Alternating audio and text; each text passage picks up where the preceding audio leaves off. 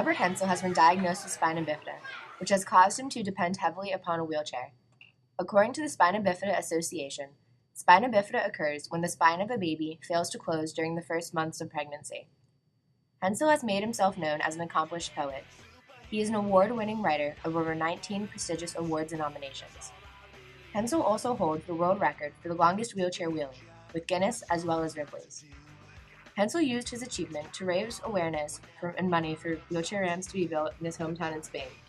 Because of efforts by people like Hensel, the world and quality of education for people with disabilities has drastically improved since the early 1800s.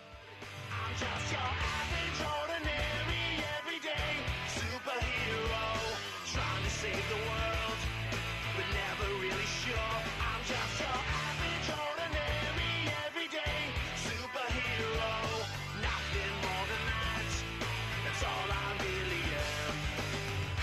I'm just like everybody else, after all the hype, it's hard to tell. I keep my game face on so well, 'cause I'm just your average, ordinary. The public perception of disabled individuals since the early 1800s was of promiscuousness. Individuals who were seen as people with mental and genetic abnormalities were ostracized. Society called for the separation of the general public from the community of people with disabilities. Individuals with misunderstood conditions were placed into institutions that often mistreated and abused their inhabitants. 80% of people in prisons and so-called poorhouses had some form of disability. In 1849, reformer Dorothea Dix demanded that the state step in to oversee facilities in which care was provided. When Dix visited the facilities, she claimed to have found individuals in cages, closets, cellars, stalls, naked, beaten with rods, and lashed into obedience. After Dix's interest and push for better quality of life, states took over the operation of establishing institutions. Major changes in the form of federal action began in 1962, resulting in widespread interest in the quality of life of people with disabilities. Acts and bills such as Section 504 of the Rehabilitation Act in 1973 and the Individuals with Disabilities Education Act, or IDEA, in 1975 enforced standards to better the quality of life for people with disabilities. I said they came in a different entrance to the school. They didn't have recess with us. They were in the basement. They didn't eat with us. They didn't do anything. They were hidden away. Because of the advancements in the legal realm, the current learning environment for students with special needs is favorable. Teachers have less difficulty acquiring necessary scholastic materials, and facilities are up to par. As a whole, all of the individuals who work with students with disabilities featured in this documentary have had an entirely positive attitude towards progress in special education.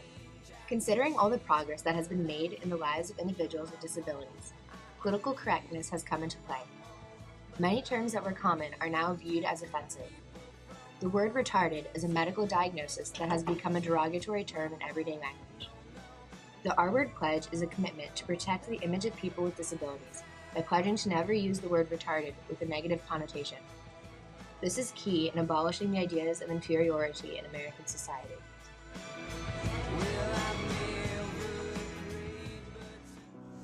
I pledge and support the elimination of the derogatory use of the R word from everyday speech and promote the acceptance of and inclusion of people with intellectual disabilities. I pledge and support the elimination of the derogatory use of the R word from everyday speech and promote the acceptance and inclusion of people with intellectual disabilities. Beyond limitations. Placing one foot in front of the other, I've climbed to higher lengths, reaching beyond my own limitations to show my inner strength. No obstacle too hard for this warrior to overcome. I'm just a man on a mission to prove my disability hasn't won. Imagine all the people living for today.